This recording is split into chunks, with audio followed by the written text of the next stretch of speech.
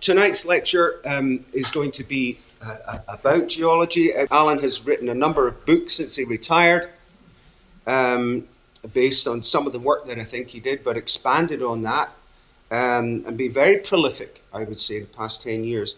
So I will now stop and I shall let Alan come and do his part. Thank you very much. Wow, I'm absolutely amazed. Is there nothing on the telly tonight? I usually get about 2 dog walkers and 6 people sheltering from the rain. So to see this amazing turnout today, I'm absolutely gobsmacked. I've taken a photograph of you because my kids don't believe that people would actually pay good money to come and listening to their boring old dad. But anyway, wow, amazing. So this is my topic for this evening, the geology and landscapes, and it really is quite a fascinating subject and one that's held my attention for the last 50 years. So as you've made such an effort to be here tonight, I'm going to try and entertain you. And in so doing, I'm going to tell you some stuff that I hope you'll remember for a long time and perhaps even forever, because it's so surprising. So let's just get started. The oldest rocks in Scotland have spent more time in the southern hemisphere than the northern hemisphere. I'll say that again because there's a man down there that doesn't believe me. The oldest rocks in Scotland, Lewisian gneisses, have spent more time in the southern hemisphere than the northern hemisphere. Scotland and England were separated by an ocean that was wider than the North Atlantic for about 250 million years. Sounds like the price is right. And if we stood here 20,000 years ago, we'd have a kilometre of ice above our heads. And the ice will come back. We're still in an ice age. This is just an interglacial. In about 50,000 years, the ice will come back. And I'll explain all of this stuff as we go through. But anyway, Strictly Come Dancing's back on the telly, isn't it? Unfortunately. But the contestants just go on one journey. But I'm going to take you on 2 journeys tonight.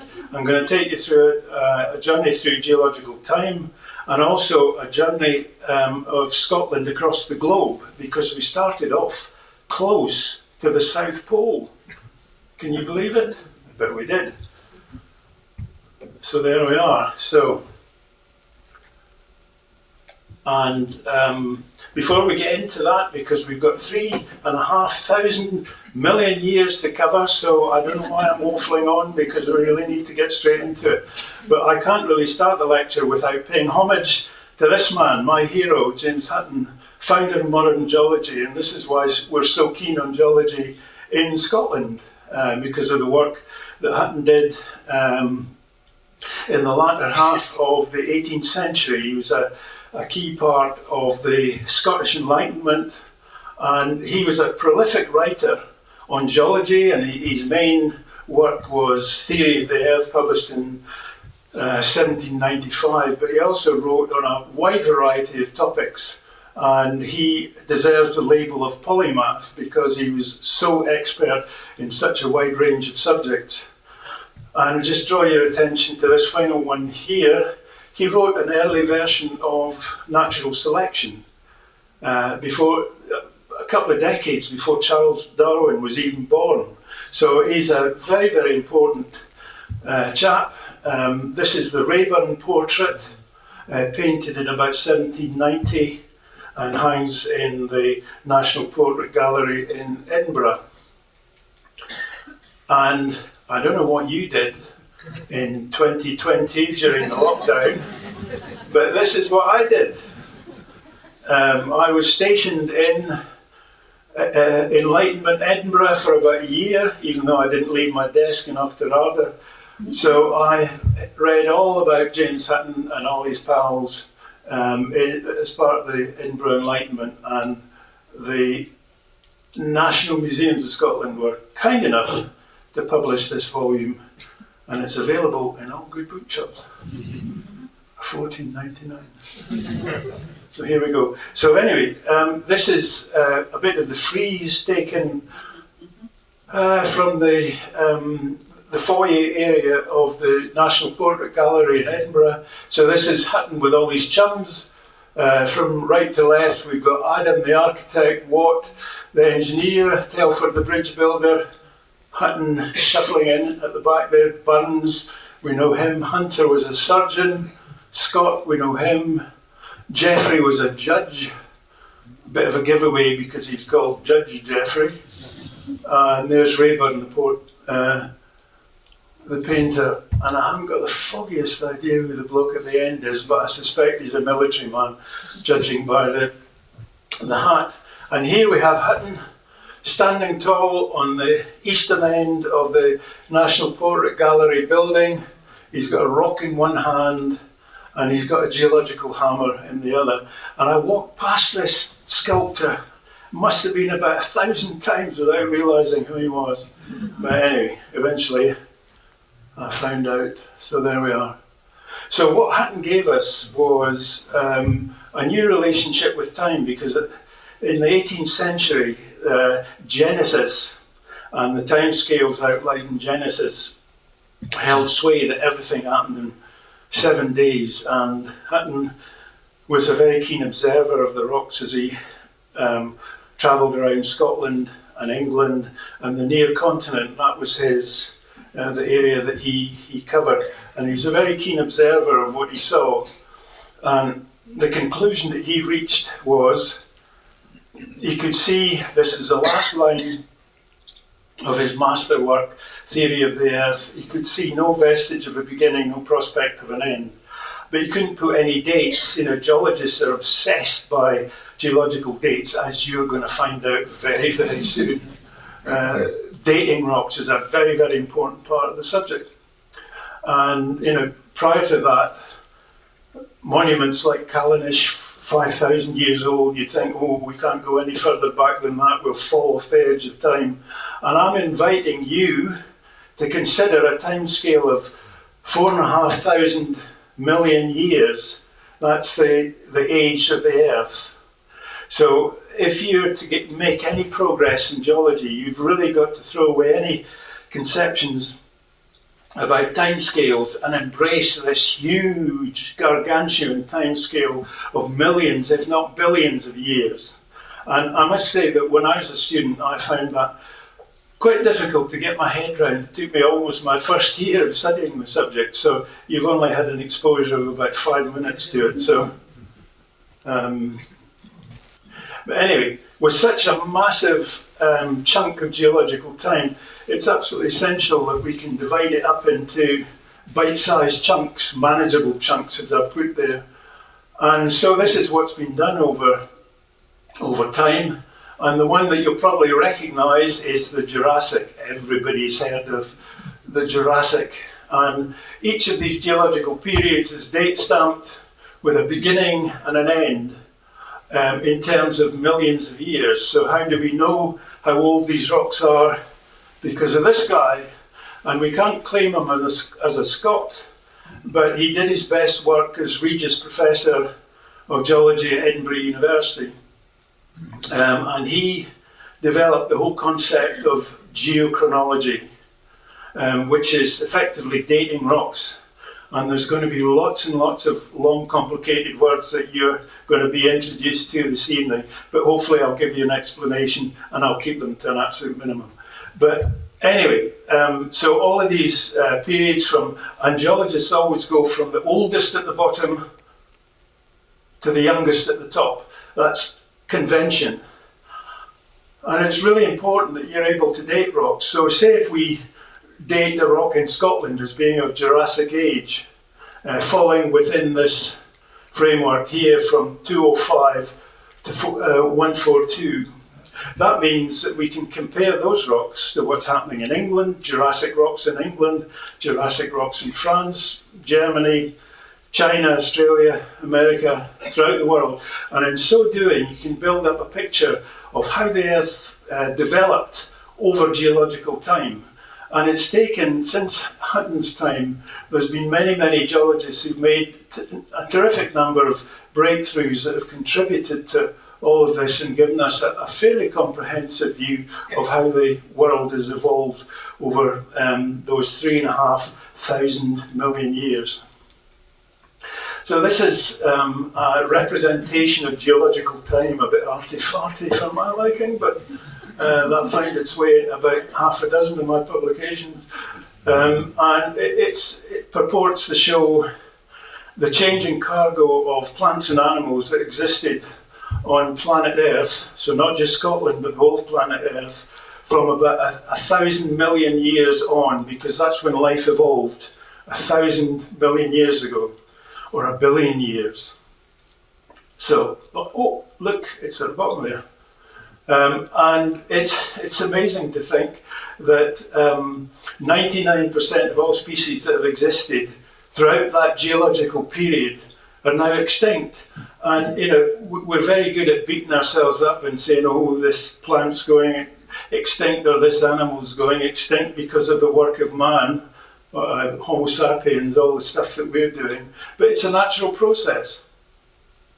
And the whole progress of evolution over that billion years has been punctuated by a series of mass extinction events when life on Earth almost ceased. And you can see them listed there. And the one that we know most about is the End Cretaceous one, because that's when the dinosaurs went extinct. The meteorite hit, I think it's Chicxulub in Mexico, and life on Earth almost came to a grinding halt. And David Attenborough, no less, tells us that there's another mass extinction event in progress. So who are we to question it if David Attenborough says that that's happening?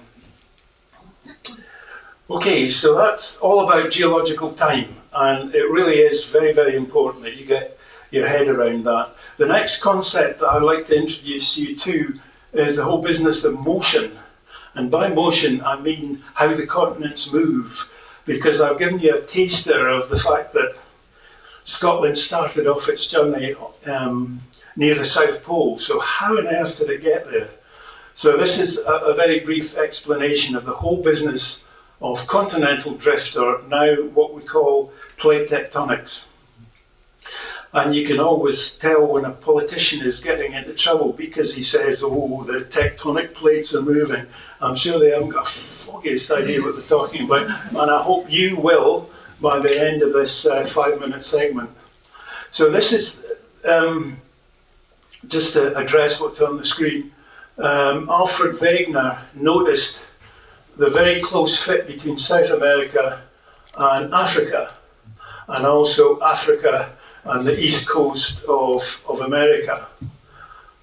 And he published that in his book in 1915, and he called it continental drift. But he couldn't take it very much further because he didn't have a mechanism. He couldn't see how the continents were drifting apart. And it was only in the 1950s that this very clever scientist called Dr. Marie Tharp, who was an oceanographer from America, who discovered these structures here called mid-ocean ridges. And they're the things that drive this whole system of continental drift or plate tectonics. And looking at this diagram on the right-hand side here, we can see that there's a whole series of volcanoes, and each of these are a volcano, adding material to the ocean floor. And as material is added, so the continents either side get pushed further and further apart.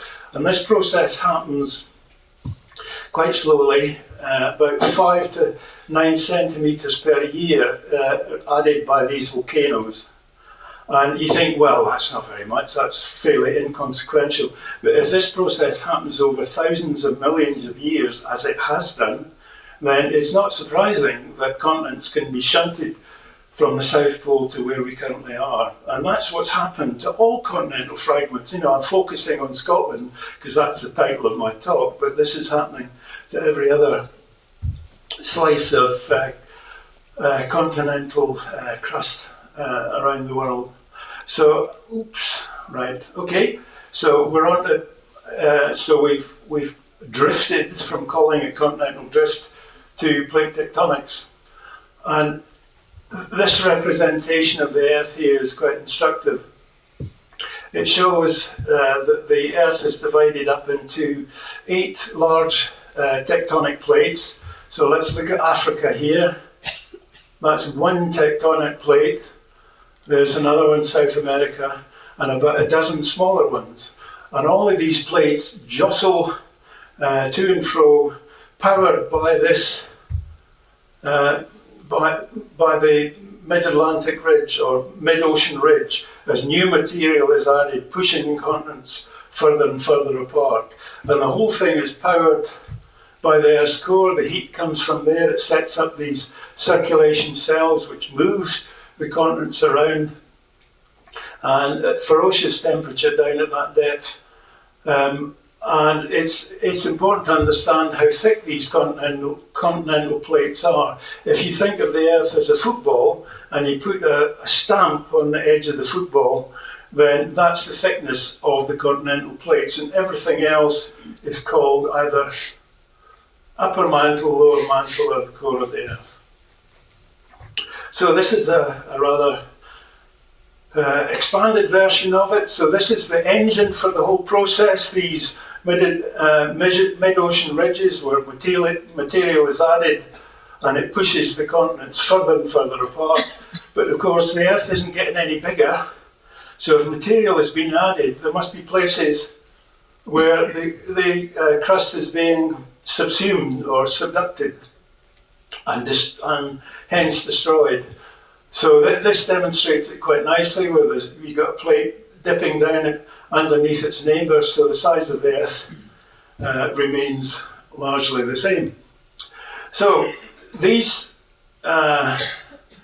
views of planet Earth and how the continents have moved around, there's only one thing that I'd really like you to take from this, and that is that the continents have a tendency to group together and then to split apart, group together, and then split apart again. That's a natural cycle, a natural process that happens with these, with the movement of the continents.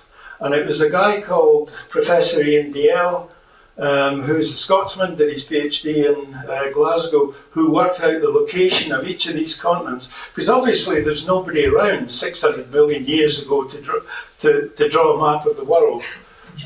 So there must be a way, a clever way, in which Professor Dalziel did this. And it's this, looking at a paleomagnetic memory. I was hoping for a woo at that one. Didn't get one. Well, I do it again. A paleomagnetic memory. Thank you. Thank you. Right, and it's all to do with the fact that the Earth acts like a magnet, with a North Pole and a South Pole. And I'm sure you've all done this experiment at school, where you take a magnet, put a sheet of paper over it, and then spread iron filings on top of it, and you get this pattern of a force field developed on top of your sheet of paper. Well, the Earth functions in exactly the same way, because it's the core of the Earth, which is very rich in iron, which generates this magnetic force field. And when rocks are formed, they carry a paleomagnetic, and paleo just means ancient, a magnetic memory which identifies where these rocks were formed relative to the pole. And it's only rocks that are rich in iron, but luckily rocks, the commonest rock of all is basalt, which is very rich in iron. So they carry this paleomagnetic memory. So to work out what Ian Dalziel did, you've got to take a continental mass and work out rocks of every, or identify rocks of every age throughout geological time, and in so doing you can work out how that continent has moved through geological time. So that process was repeated for every continent across the globe, and that's how he came up with these globes here and the distribution of continents throughout geological time. So all very clever stuff. So just to summarise it and bring it back to Scotland, this is Scotland's journey across the globe. Every book I ever wrote, I wanted to call it Scotland's Journey Across the Globe, but the publishers would never let me do it. So I'm free of them now, so I can do my own thing. So anyway, Scotland, 600 million years, or a billion years ago, was stravaiging around the South Pole. It drifted north, drifted to the equator, and we're now 67 degrees north. So when we get on to the bit of talking about Scottish geology, I'm going to tell you when we were on the equator that we had a tropical rainforest developed right across the country. No great surprise, because we're on the equator. And a few million years later, we're at the same sort of latitude as the Sahara Desert. Scotland was covered by a desert. Not surprising, because we're at that appropriate latitude. So the rocks that we have are very much a reflection of where we were on the globe at any given time. So that's my introduction, and that only took about 4.5 hours. So we're getting on to talk about Scottish geology now. So we're going to start at the very bottom, and remember I said that geologists are absolutely paranoid about the oldest at the bottom, youngest at the top. So the oldest rocks are the Lewisian gneisses, and they build the Western Isles and some areas of the Northwest Highlands, and they've got a stronger affinity with Greenland and the Canadian Shield than they have with any other rocks in Scotland, because they were part of that, as we'll see later on in the talk. They were part of that Canadian Shield. So they were, and they, very ancient, about the oldest rocks in Scotland, 3,000 million years old, which is absolutely extraordinary. Right, the next thing that happened, this ancient basement, and the very oldest rocks we call the basement, because that's the place to get out the lift at the bottom of the lift shaft. This is Glen Torridon, so we call this deposit the Torridonian. And there's a whole series of rivers flowed over this ancient crust, depositing layer upon layer upon layer upon layer upon layer upon layer upon layer of sandstone, building up higher and higher and higher. So that was the next event that happened, and we can see remnants of that. It was a complete coverage across the Northern Highlands, but later erosion, ice, wind and water have removed quite a bit of it. And here, this is an absolutely extraordinary view. This is the Torridonian sandstone infilling a Lewisian valley. So this was the surface of the earth as it existed 800 million years ago. Isn't that absolutely extraordinary? This is Sleoch, this is Loch Marie, and this photograph was taken from the Kinloch Hew, just across the loch. But I find that absolutely extraordinary. In fact, I walked across this surface, not really realising what it was, and then I did realise, and I almost fainted. Well, isn't that amazing? Yes. Surface of the earth, 800 million years ago, there it is. Sorry, I won't pressure you any further. Right, okay, this ancient continent, remember I said the continents came together and then they broke apart and then they came together again. So this is the process of them breaking apart for the very first time. There's the South Pole there. There's Scotland. We're a little piece of Laurentia, which is Greenland. Canada, the US and Mexico. Baltica, which was the Scandinavian countries, and Gondwanaland, including England down here. So we were separated from England by an ocean wider than the North Atlantic for a significant period of time. And this, right, okay, well, I'm gonna stop here and just reflect on this, because this is just so bonkers. You know, this is Laurentia with Scotland there, this is Baltica, Gondwanaland with England and Wales, Florida, Arabia, India, Antarctica, Australia. And I was a student in the early 70s, not long after plate tectonics came into vogue, and a lot of our lectures were done on the basis of plate tectonics and understanding that. And we had one lecture course when all of this stuff was revealed to us for the very first time, and I just did not believe it. I thought the lecturers were pulling the wool over our eyes. And in fact, I called the whole lecture course geofantasy. I'd say to Les sitting at the back there, oh yeah, 2 o'clock lecture, it's geofantasy again. And so, but if you look at any modern day textbook, you'll see a diagram very similar to this. So all of this is fully accepted, and I'm not just making this up just to amuse you. It really is how we see the world as it existed 500 million years ago. And this Iapetus ocean existed for 250 million years. And geologists love giving all these ancient oceans and landmasses that don't exist anymore classical names, just to show how unbelievably clever we are. So Iapetus is here, and I won't read it out because this is straight from Wikipedia. So I'm sure there's some classical scholars in the audience, are there? No, clean sweep, nobody done great. But anyway, okay, so the ocean widened, the Iapetus ocean widened, and then, as we've said, the continental plates come back together. So this is what's happening. This is how the Highlands of Scotland were formed. So we've got Laurentia up there, which includes Scotland. We've got Avallona here, which includes England. So this is Scotland in the process of crashing into England. And all the sediments that accumulated on the ocean floor, such as sands, gravels, limestones, lavas, conglomerates, were squashed together as if in a vice. And just to illustrate the point, this is how the Himalayas were formed.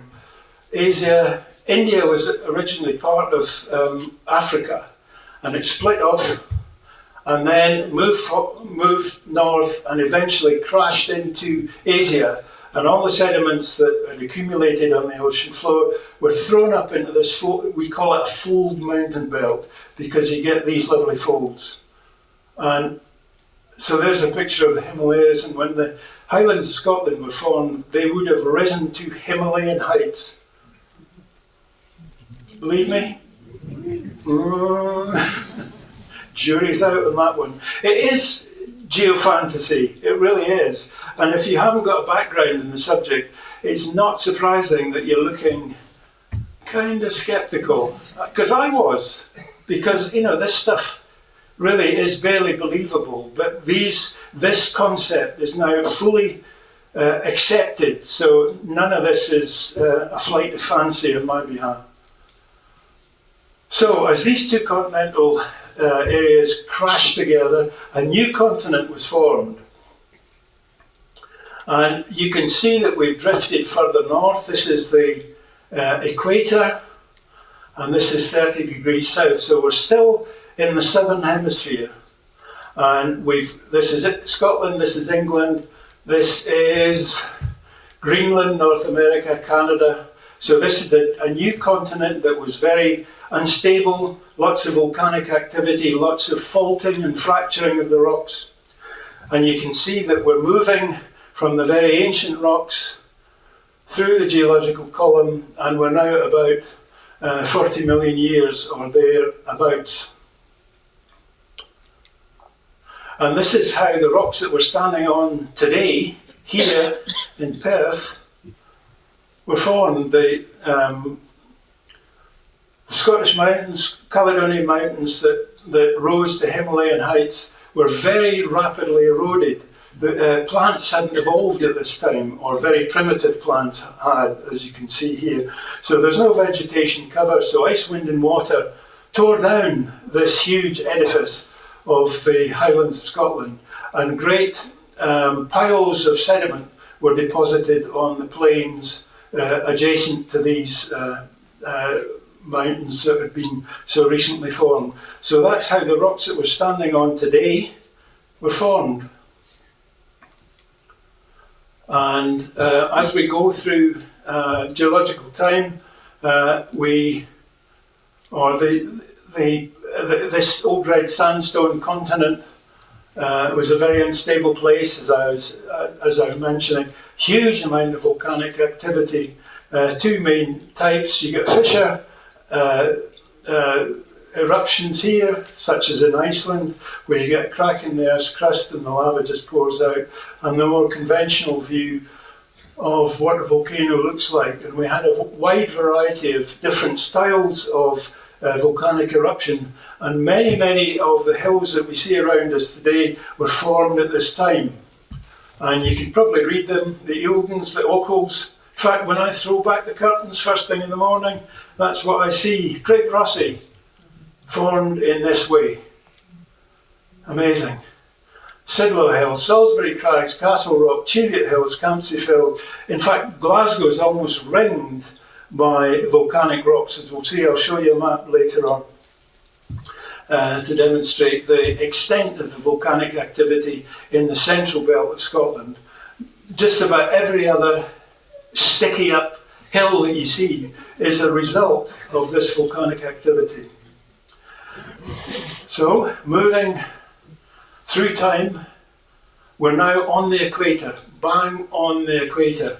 So, as I said earlier, not surprising that we get tropical rainforests. So here's one here, very unstable landscape still. So as these as these trees died, they were completely inundated by the sea, which encroached, deposited sands on top, and then the seas retreated, the forests re-established, and so this cycle goes on, and that's how the coal seams in Scotland were formed, and that powered the Industrial Revolution. So what happened on the equator 300 million years ago powered the Industrial Revolution in Scotland.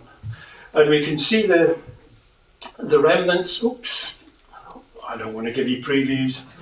No spoilers. Press the wrong button. And here we have Fossil Grove in Glasgow. It's very much worth a visit, and you can see the ancient tree stumps.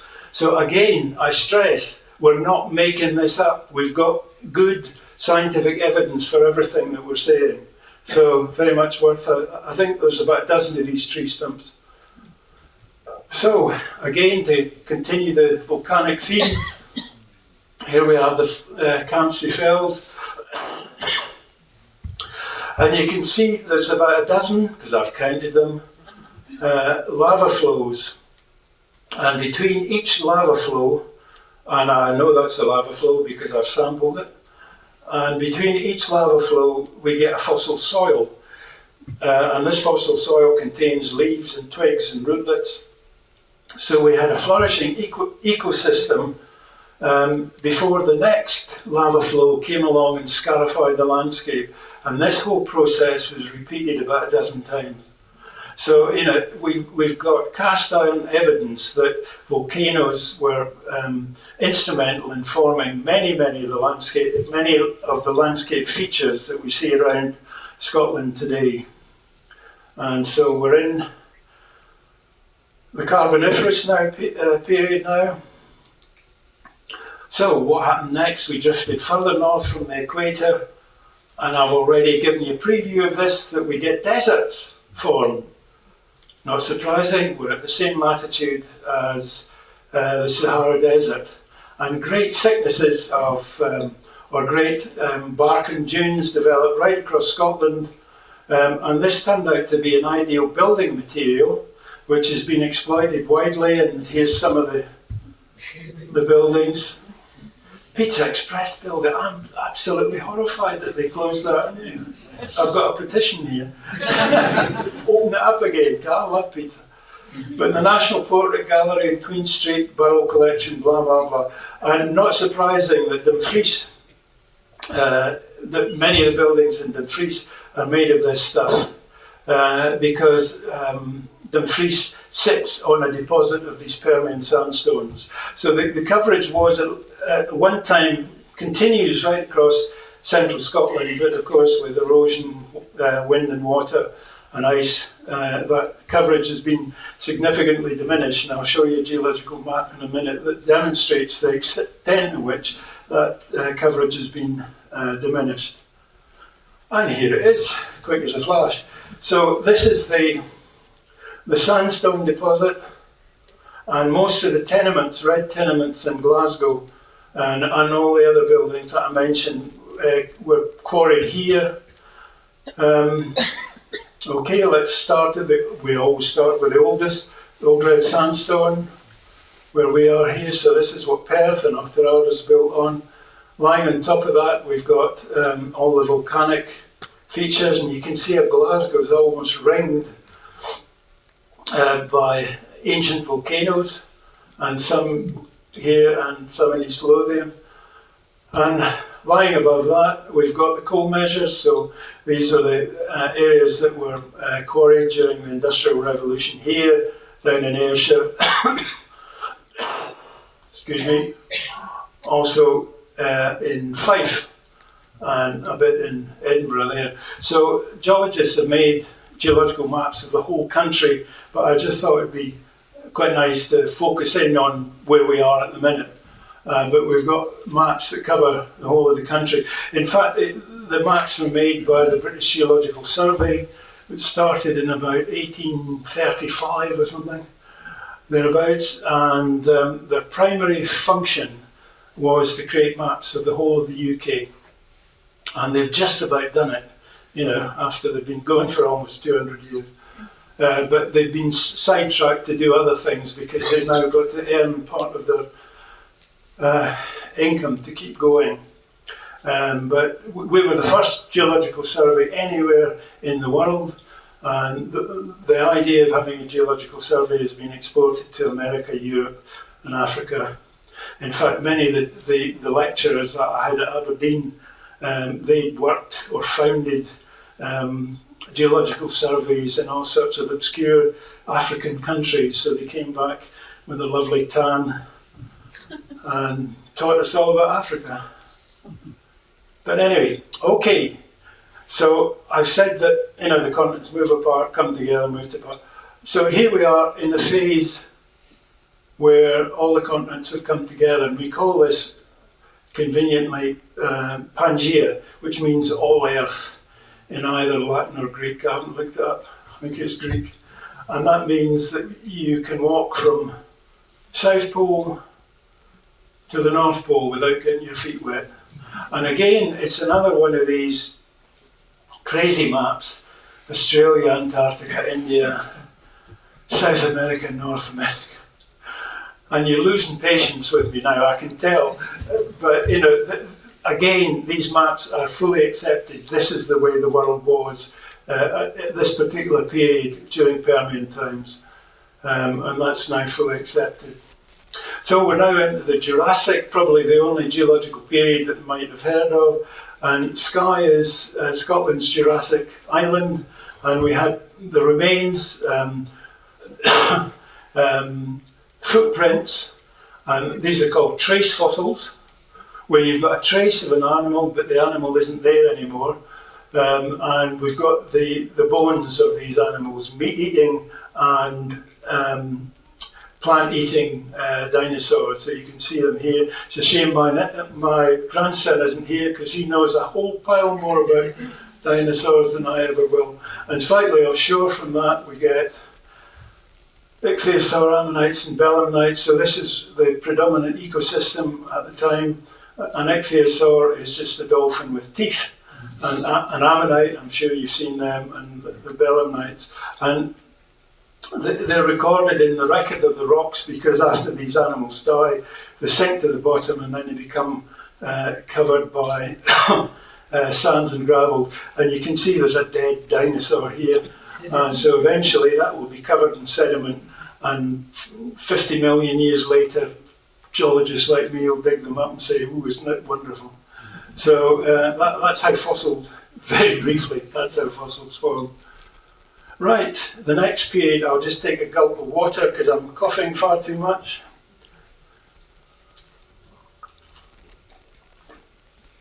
The next thing that happened, this talk's full of surprises, isn't it? The Cretaceous period. So we were in the Jurassic, we're moving through geological time, and in the Cretaceous period we had a greenhouse world. The ice at the poles completely melted. Sea level rose by about 200 metres. And today we get a knickers and a terrific twist if it goes up by 2 or 3 centimetres.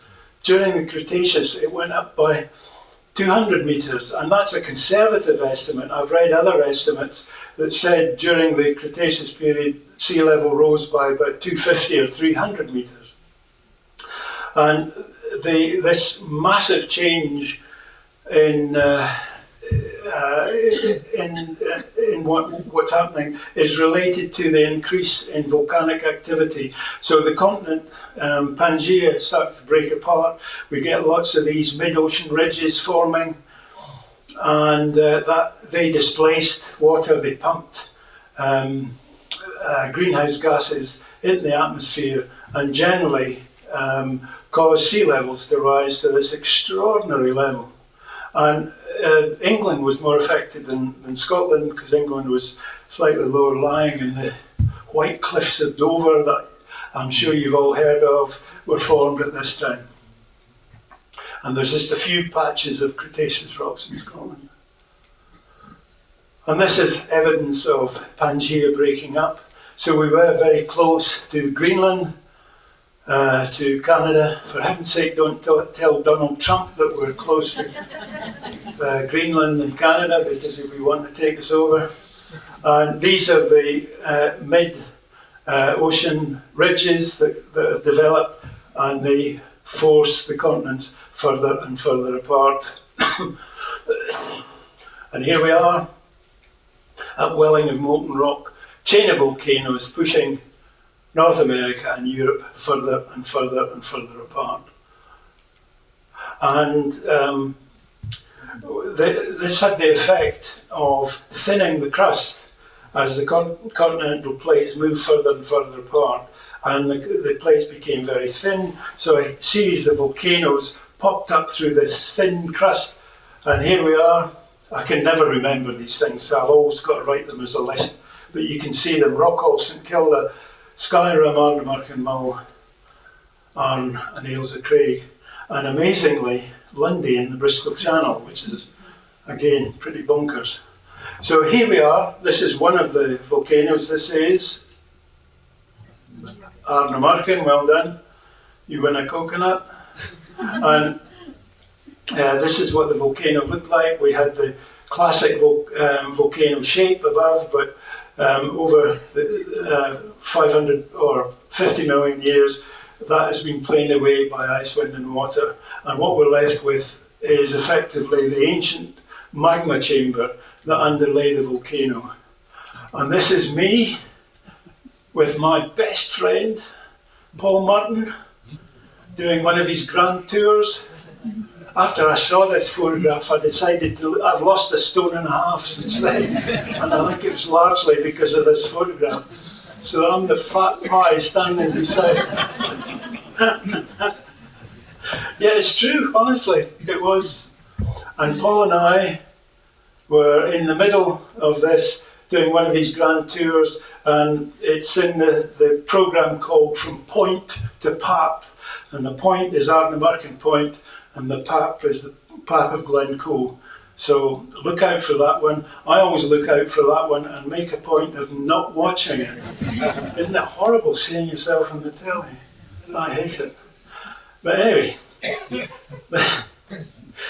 the next thing that happened is the big freeze, the Ice Age. And we moved from the Paleogene, when we had all the volcanoes. We're now into the Quaternary, so that's the last 2.6 million years of geological time. And this is what happened. This is what Scotland looked like 2 million years ago. We had a tongue of ice coming down from the North Pole, great thicknesses of ice, and snow developed over Scotland.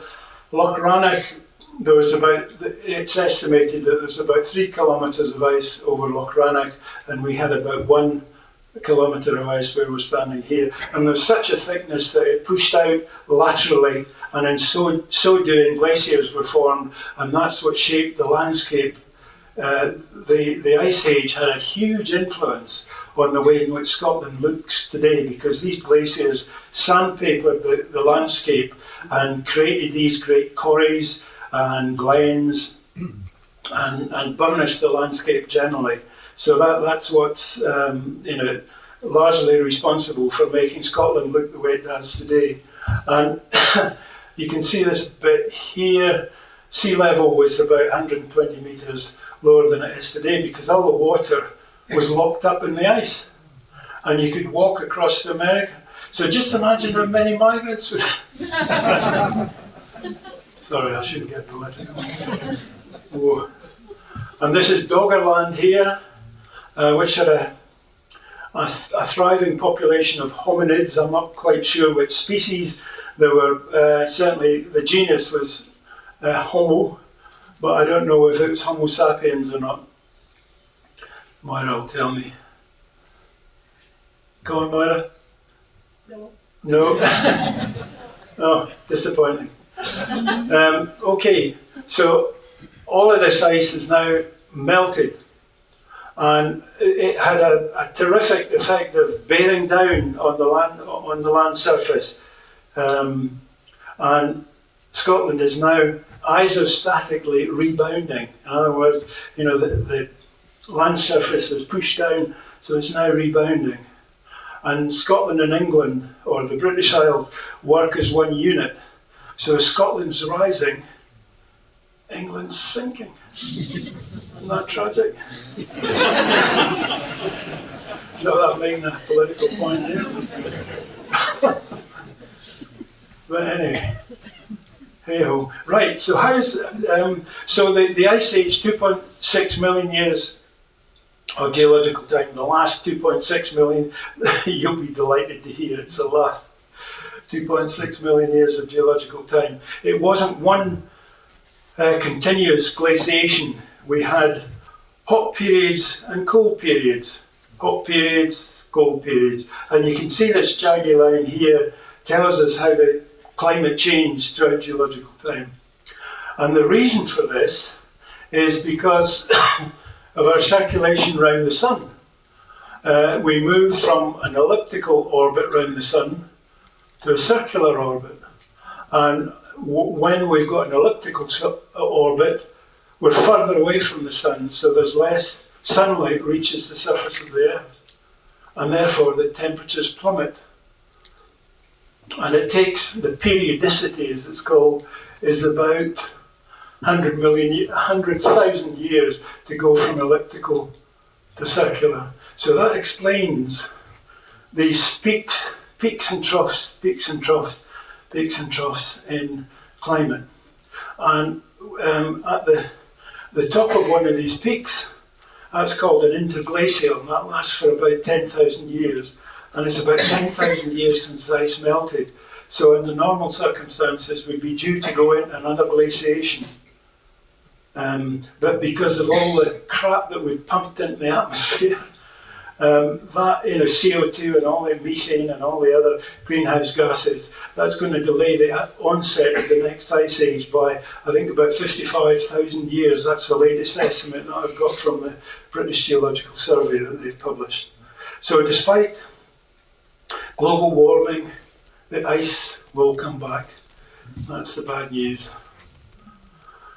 So after the ice melted 10,000 years ago, this was what the ecosystem would have looked like: brown bears, wolves, lynx and reindeer. And we know that for a fact. Again, we're not guessing, because we can see their remains are captured in or exist in the floors of these caves. There's a cave system north of Ullapool called Altnawimph, and lots of these animals have been excavated from the cave sediments at that location. So this is, we call this the boogieing bear, which is always having a bit of a dance. And so a thought like this would be complete without us placing man within this whole fandango. So here we are, we got there eventually, and modern Homo sapiens evolved about 300,000 years ago. But this figure keeps changing. I saw a brilliant series on the telly that was aired about during the summer called Human. I don't know if anybody else saw. I thought it was absolutely excellent. And I got that figure because they found a new fossil remains in, I think it was Morocco. And in a previous talk I'd given, that figure was about 180,000, but it shunted it back a wee bit. So of course we all know the story. They migrated from Africa, and we appeared in Scotland. And again, this figure is a bit flaky. I've heard that figure being 5,000, and I've heard that figure being 9,000. But so it's just, you know, we occupied this area for such a short space of time. You know, I've told you about the great span of geological time, and we've been here for that. I think this diagram's funny. There's the women doing all the work down there, and the men supervising. So nothing changes, does it? And of course, our landscapes are continuing to be dynamic. They're still very much on the move. Trotternish is collapsing, series of rotational faults there. But the problem is that we can't really see these things because our lifespan is so short. And some of these geological processes take many thousands of years to come to fruition. So we think, oh, that mountain or that cliff or whatever, you know, is immovable. And but you know, if we live to be 1,000 years, we probably see it moving. Whereas the coast is much more dynamic. We can see changes happening at the coast much more frequently. And you know, this is Yesnaby, and that stack will probably fall down in about 100 years' time. It's funny. My first entry into the TV world was about 20 years ago. And I went with a lady called Anna Grayson to look at the Old Man of Hoy, and I told an expectant nation when the Old Man of Hoy was going to fall down. So how presumptuous of me. I can't even remember what my prediction was. But anyway, no talk of this type would be complete without a chat about climate change, because it is the biggest issue of the day. It's nothing to do with Prince Andrew. It's all about the changes that are likely to happen on planet Earth in the not too distant future. And I know there's many aspects about climate change, you know, such as the hurricanes that roared through Jamaica recently and Cuba. So I'll focus here exclusively on sea level rise. So the intergovernmental panel on climate change, I've been practicing that for some time and I still messed it up, predicted that by the end of the century sea level would have risen by about 1 metre, and that is absolutely catastrophic for all these reasons here. You know, shorelines would change, coastal cities would be flooded, all the islands in the middle of oceans would disappear. I think the biggest one would be what would happen to Bangladesh, because Bangladesh is built on the delta of the Ganges, and it's got no real resistance to erosion. So, and there's a huge population living in that area. So if they were displaced, the potential for a migration crisis is absolutely colossal. Now, we heard from that well-known scientist, Donald Trump, standing at the lectern in the United Nations, that it's climate change is definitely a con job. But I'm afraid, Donald, you've got it wrong again.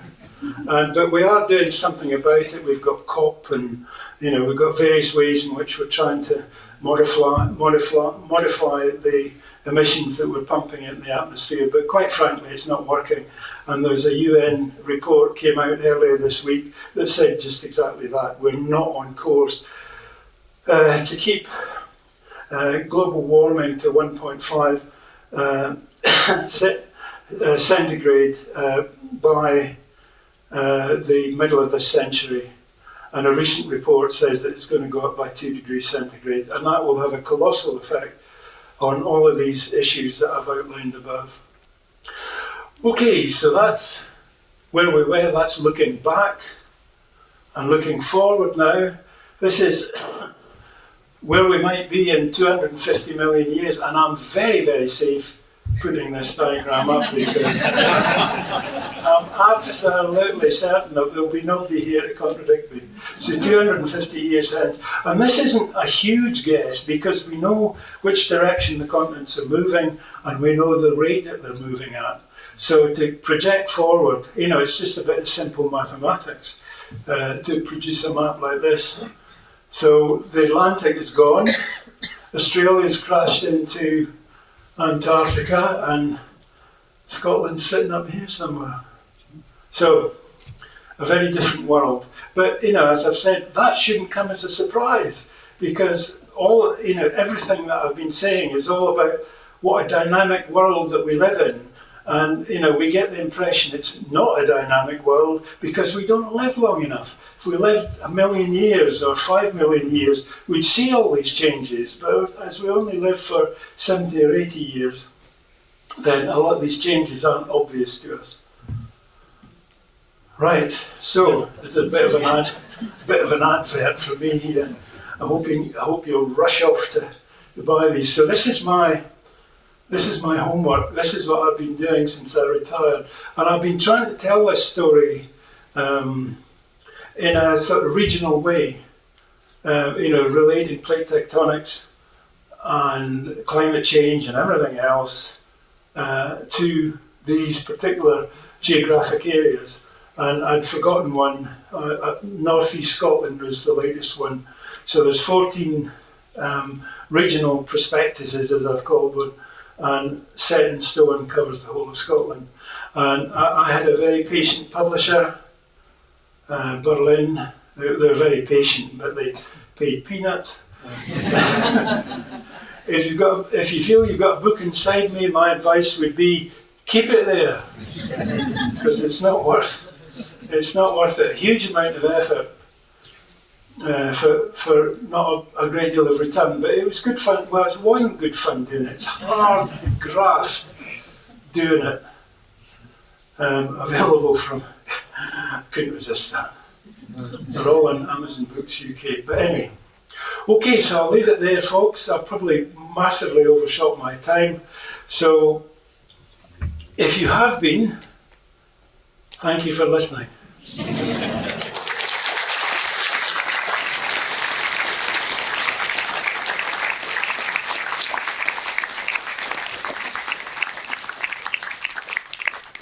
Alan, thank you very much indeed. A history of the world in half an hour. It was an excellent hour.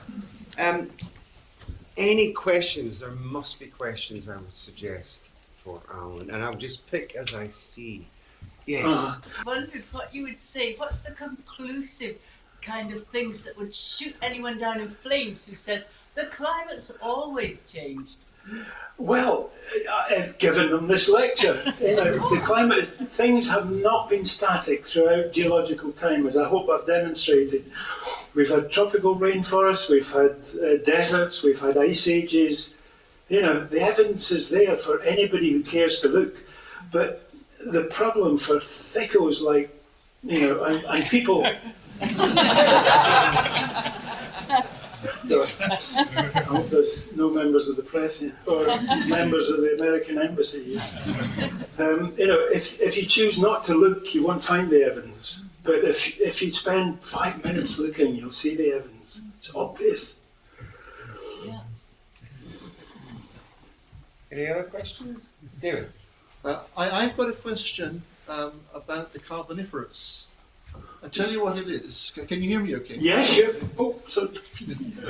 Yes. Carboniferous. Yes. That the key thing in the Industrial Revolution, as I'm sure you know, was working out how to get rid of the sulfur in coal. That changed everything. Am I right in thinking that is because Carboniferous type trees were ferny trees with chlorophyll all the way through into the trunk? It made it so hard to do. everything is full of sulphur, not just the reefs. Do you want the honest answer? I haven't a clue. I don't know. In these Q&A sessions, I always take away about 3 or 4 things that I haven't a clue about, and I go and research them. So I'll research that, and I'll get back to you if you leave me your details. Yes, in front. Well, hopefully you will can answer this one. We spend a lot of time on the west coast of Scotland, Mull, Iona, that way. But there is very little limestone deposits, or my perception is, and you see the odd old limestone kiln, but not very much. Is that why is that? Can you hear that at the back? Yes. The limestone. Yeah, well, it's on the west coast. Most of the deposits were laid down in the Iapetus Ocean. Remember, before the two crashed together, and the prevalent sediments that collected in the bottom of this ocean were sands, muds, gravels, lavas, and there were some limestones, but not many. So the rocks that resulted from this process were. There wasn't very much limestone there in the first place, and so that's the reason. Yes. We've got a lovely picture of the view of Canoe Hill and the Tay.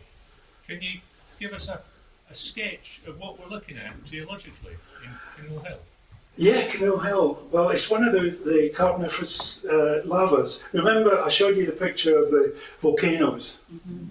The traditional volcano erupting and the fissure eruption. Well, Canoe Hill is a series of volcanic lava flows piled one on top of the other. I know it's very difficult to see it because I'm usually driving, so it isn't a good idea to look too closely. You'll end up in the central reservation.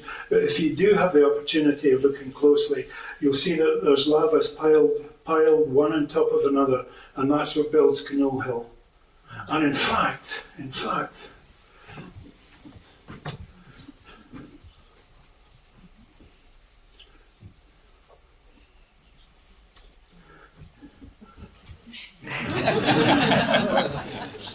now, yeah, I'm never knowingly undersold. So there's Canoe Hill there, and I've got a full description. Any question that you're going to ask me, I'm going to say, buy one of these books now. And there's a James Hutton one, available in all good books. I'm pushing it now. Sorry. Is the Low Hill and Dundee a volcano? Yes. Volcano, yeah. Yes. Again, formed at the same time. Remember that list that I gave?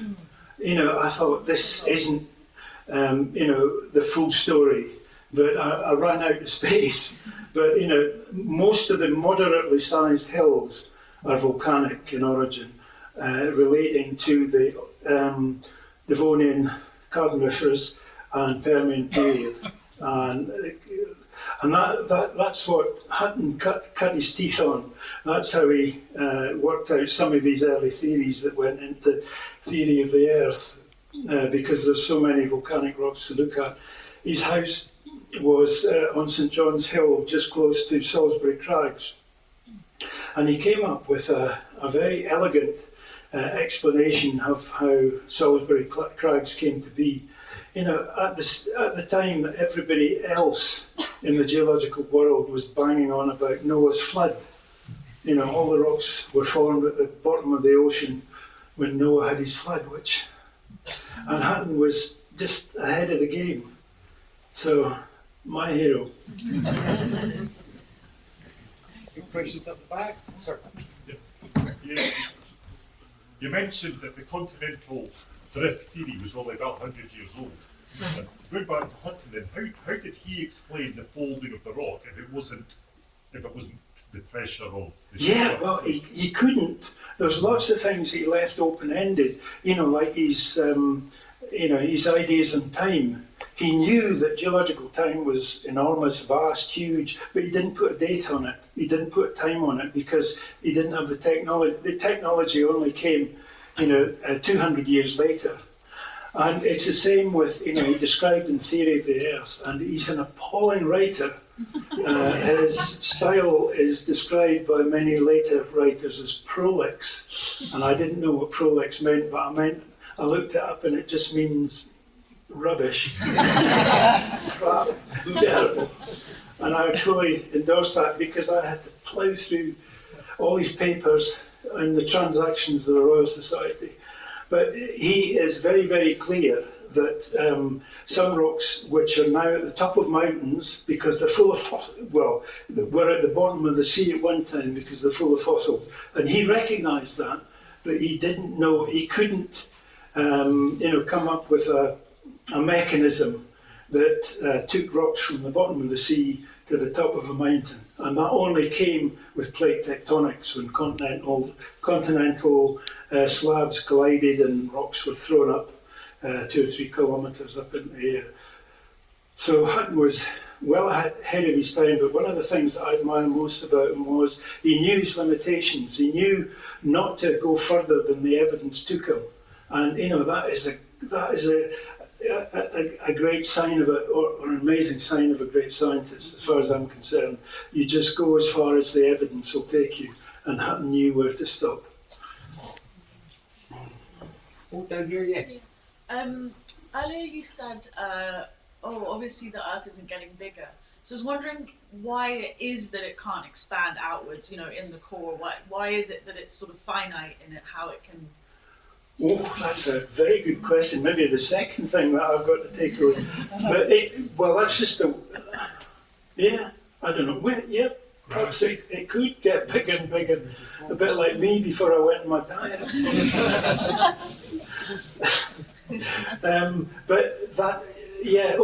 That's a nice theory, but it doesn't work in practice. And what we try and do in geology is to observe what actually happens. And so the Earth isn't getting any bigger. And when plates are being created, or new bits of plates are being created at these mid-Atlantic ridges, then of course it has to be matched by the rocks that dive down under these subduction zones. And that's just the way the world works. Yes, right up the back there. Yes. I mean, it's obvious that the Earth's not getting any hotter in the middle. It's got to stay roughly the same temperature in the middle, isn't it? Yes. Gravity won't let it get any bigger. Yeah. Well, absolutely. And the temperature in the core of the Earth is largely created by radioactivity. It's iron, nickel. There's an inner core and an outer core, and the whole thing is hugely radioactive, and it all churns around. And that's why one thing that I didn't mention was that the poles flip. North Pole becomes the South Pole, and that complicated, the whole story of trying to work out where the continents were when Ian DL was doing his work, because the polarity of the Earth flips every 200,000 years, and apparently experts tell us that we're due for another flip of the poles imminently. So that would cause a bit of chaos. Any more questions? Out of the road? Yes. Up in the northwest of Sutherland, there are huge amounts of limestone. Could you explain how that is formed?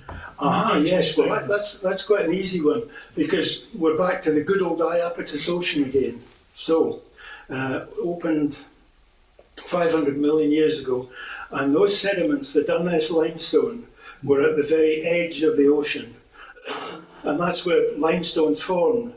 Even today, if you look at oceans, limestones form in the shallow waters, so that represents the shallow water deposits of the Iapetus Ocean. So there you go. Thank you. I have a quick question. Oh, you have? Yes. Coming from all directions. Yeah. So the Rhynie Chair up in Aberdeenshire has the oldest land plants in fossils that we know. What's so special about it, that Rhynie Chair? Well, because they're the most ancient.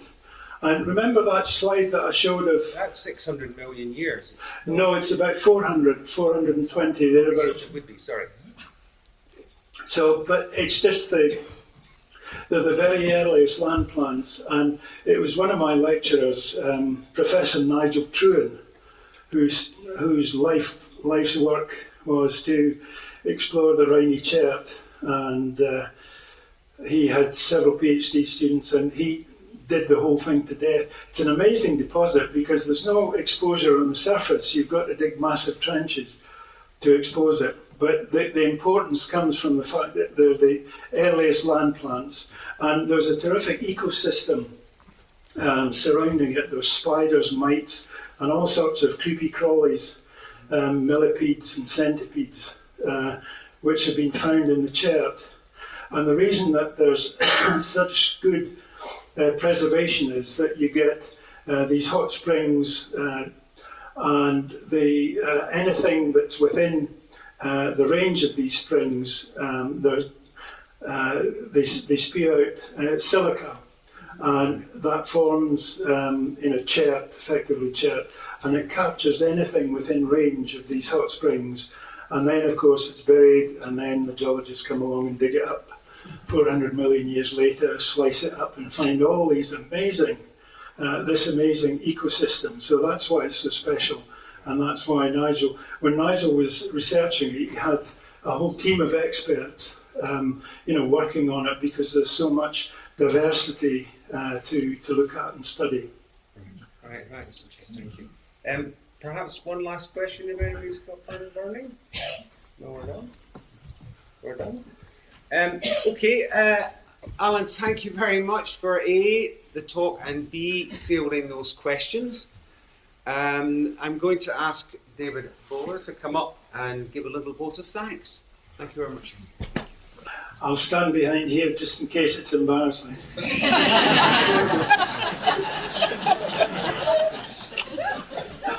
Some years ago, I was in Glasgow. I think it was in the Hunterian Museum, and I was in the Carboniferous Gallery.